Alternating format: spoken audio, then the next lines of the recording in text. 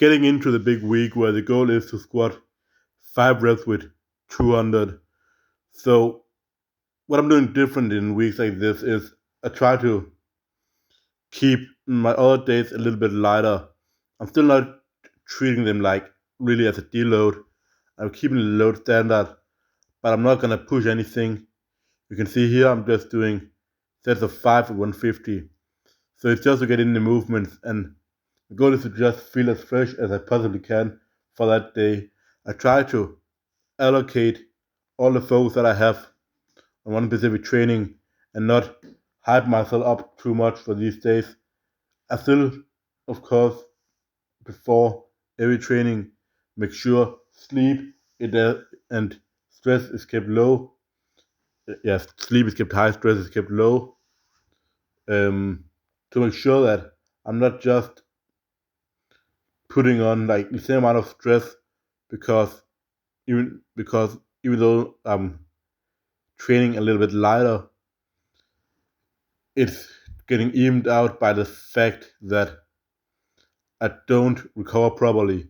So it's important, really important, even if I have lighter trainings, to make sure I do what I can to actually recover in between.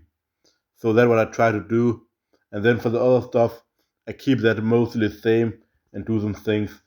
I know even though it's like, yes, we have like one central nervous system, it's not gonna be the end of the world whether I max out a set of bench press or a set of, let's say, ring chin ups. It's not gonna make a whole lot of difference.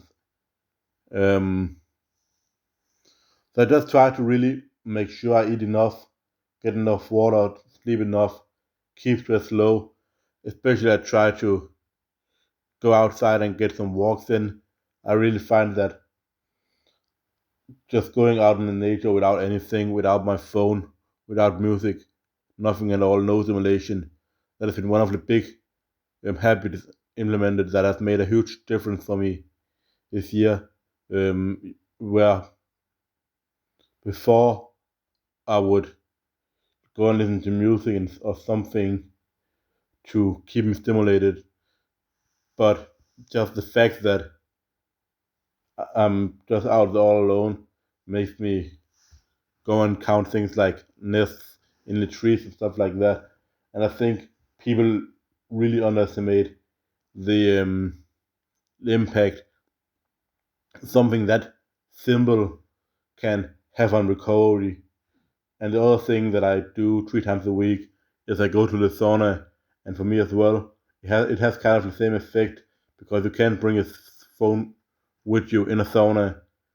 Um, so you're forced to just sit there in your own thoughts, relax, maybe talk to other people, but it's gonna be a good way to just sit in your own thoughts and tell your body that there's nothing really to worry about. You're, you're allowed to just sit there and relax and just feel present. So yeah, that's what I do, and you'll see the rest of the trainings leading up to it.